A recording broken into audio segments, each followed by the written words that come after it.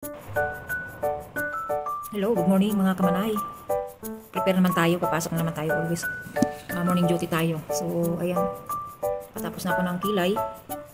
So, na-prepare ko na rin ang aking baon. Ayan, nakabihis na rin ng uniform. Ayan. Everyday routine tayo ganito. Ang rest lang natin is day off. So, one day off and 1 week. Ayan.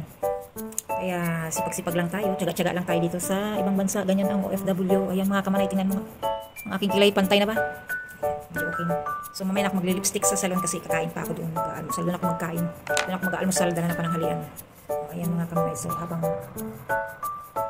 wala pang maneho, inaayos ko muna yung kilay na maayos. Ayan, no? Prepare ko na rin ang aking baon. Ang aking baon. So ang saging ay nasa isang bag. Ito naman ay ang aking baon na kain. So ayan, nakaprepare na yan.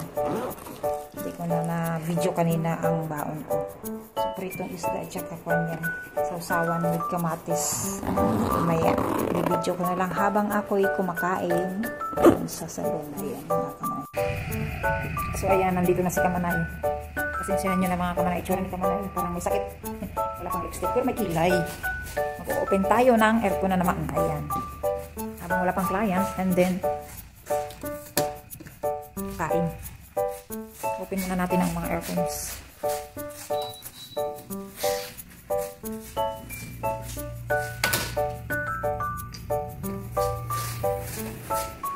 Ayan, kumusta na ang ating mga reels mga kamanay? Ayan o. Kaya kahit na kulang ang tulog, pasok pa rin. Di ba mga kamanay? Kasi kailangan natin yan araw-araw tayong maghanap buhay para sa ating pamilya dyan sa Pinas. Ayan.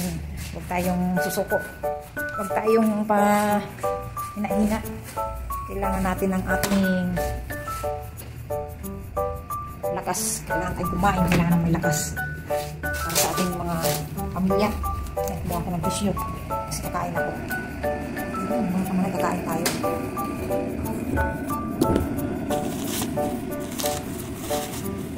So,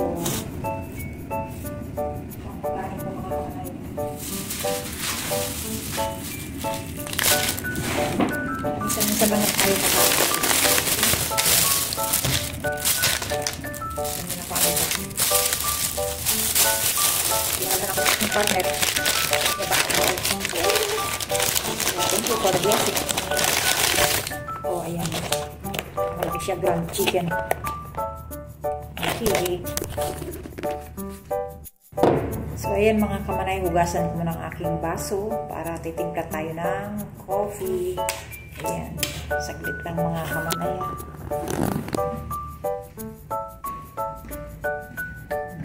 Tayo sa hugasan. So, kailangan natin hugasan dahil kasi may mga ipis dyan na hindi natin nakikita. Kailangan mag-iis ang ating inamil. Tsaka isa pa, nag-i-spray dito ng anti-septic sa salon. Doon salon.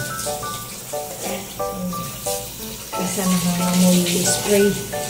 Ang gamot. Ano naman ito mga ibang gamot. Spray sila.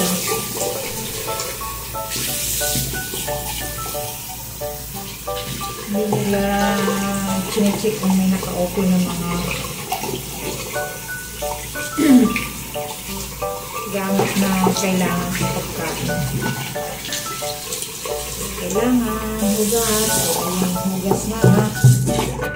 So, nag-init na ako ng tubig para tayo magkape.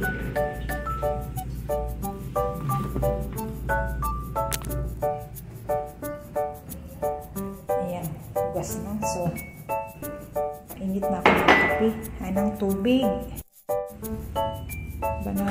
Ano muna natin ng mainit na tubig. May coffee maker din kami dito. Ayan, kung gusto mo mag-init ng tubig, coffee maker. Ayan. O, diba? Ayan mga kamanay. At nakatimpla ng ako ng coffee. Ayan. Dadala na lang po ng coffee sa isang plastic Tupperware.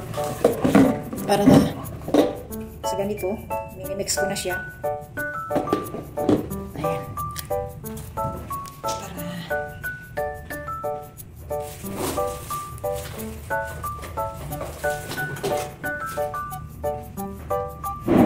Para mga kamay kapital. Tsaka nilalagyan ko siya ng mga 6 na piraso ng cloves. Mahalo sa kape. Kasi mga daras katawan ng cloves. Minsan cinnamon, bark cinnamon yung balat na cinnamon at pinatuyo. Or powder, tapos cloves. Ayan mga kamay, tingnan nyo. Makikita nyo. Coffee ko. Ay yung cloves sa coffee. Mali-mali na naman. Tapos ayan ang ating almusal. Isang chicken. Minsan kakain tayo. Mauubos yan kalahati lang. Tapos mamaya yung kalahati naman pang merienda. Malaki yan mga kamanay yun.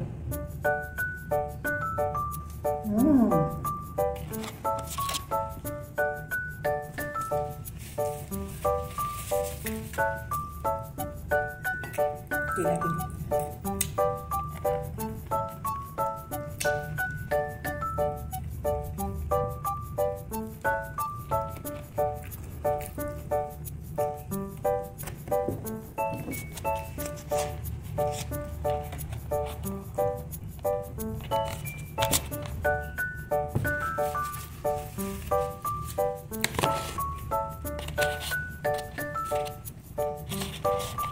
Ayan, nati ko na siya.